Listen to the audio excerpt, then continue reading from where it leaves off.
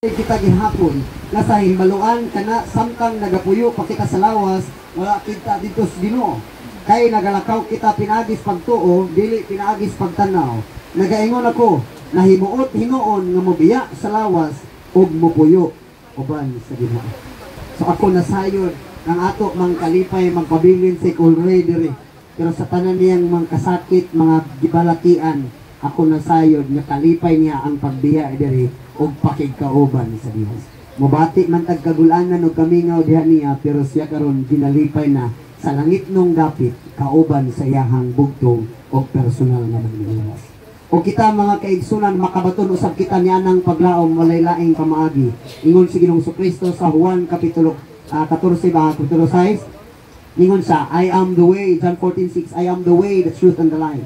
Ako ang dalan, ang kamatuoran ug ang kinabuhi. Walay makadtos amahan gawas kung dili moagi kanako. Tingali makaimog unsa na katingod pastor. Ingon usab si Ginoong Kristo sa Juan kapitulo 14 bersikulo 2. Kung unya kamo dili magatuo kanako ako magauna didto. Magaandam ako mga puloy-anan, mga lawa ug kamo unya magapuyo dito kauban kanako. Busa mga kaigsunan kini dieng kalibutan lumalabay lamang kini. Busa nay kanta nga nagingon, this world is not my home. I'm just a passing through. Kining kalibutan dili ni mao atong puloy-anan. Bati kini puy-an diri. Wa gin lami ipuyo diri sa walay katapusan.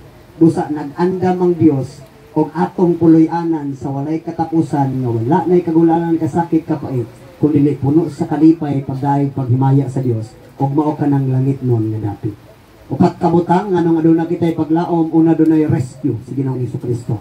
Dunay resurrection pagkabanhaws mga minatay.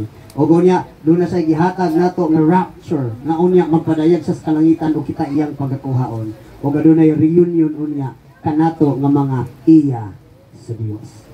Usama kay suran atong bation, ang maugayod nga mga paglaom nga gihatag sa Dios, dili sa atong matag usa ka kinabuhi.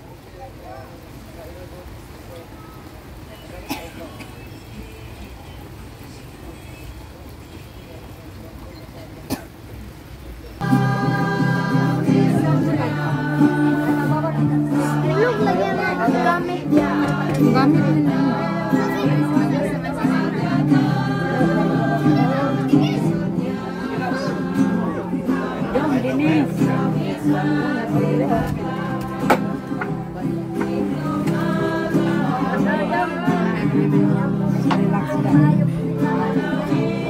Dili, sing.